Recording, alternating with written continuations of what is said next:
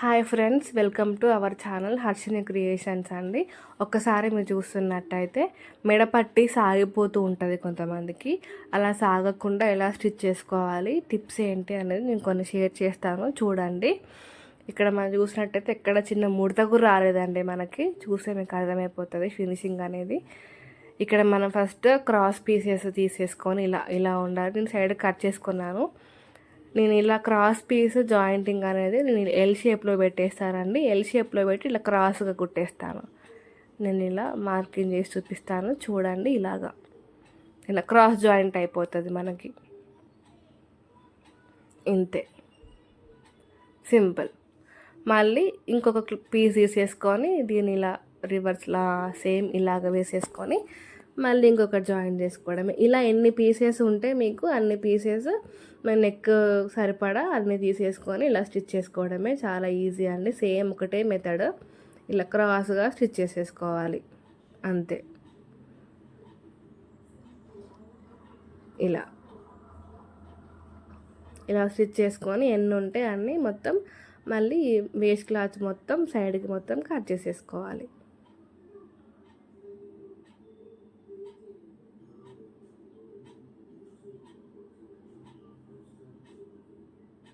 ఇలాగా ఎన్ని ఉంటే అన్ని పీసెస్ కట్ చేసుకోండి. మీ బ్లౌజ్కి నెక్ ఎంత ఉంది అనేది చూసేసుకొని కట్ చేసుకోండి. నేనైతే కొంచెం ఎక్స్ట్రానే పెట్టేసుకుంటానండి, మళ్ళీ జాయిన్ చేసుకోకుండా, అది ఒక రిస్క్ మళ్ళీ మనకి.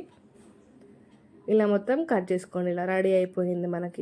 ఇప్పుడు బ్లౌజ్ తీసేసుకొని మెయిన్ క్లాత్ సైడ్ నా చేతి వాళ్ళైతే మనకి నేను నార్మల్గా అయితే కాజా పట్టి సైడ్ స్టార్ట్ చేస్తానండి.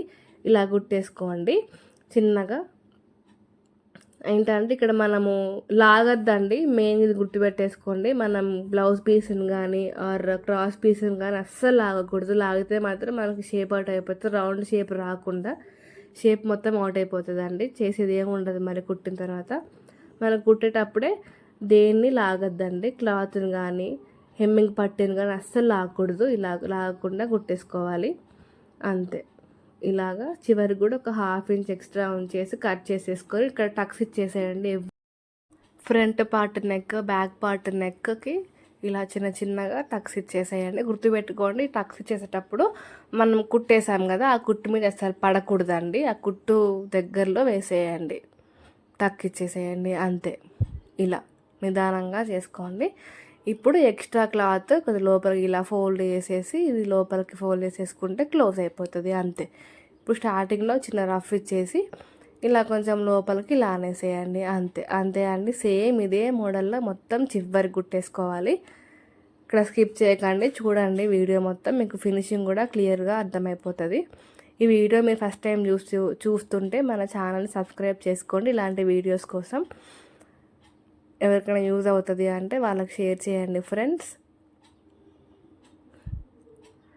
ఇలా ఇలా కుట్టేసుకొని లాగద్దు దేన్ని కూడా, అలా స్మూత్గా కుట్టేసుకొని జస్ట్ లోపలికి ఫోల్డ్ వేసేసుకొని కుట్టేసుకోవడమే కదా, లాగాల్సిన పనే లేదండి.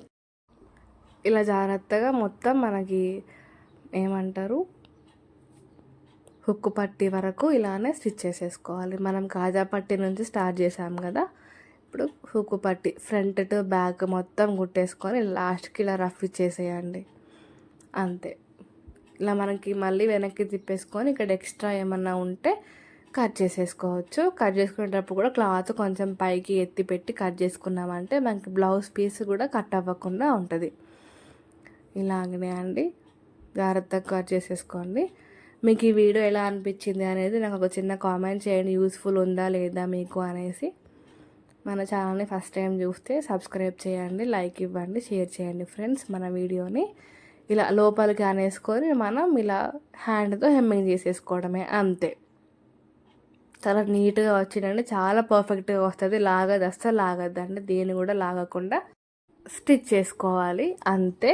Thanks for watching. సబ్స్క్రైబ్ చేయడం మర్చిపోకండి.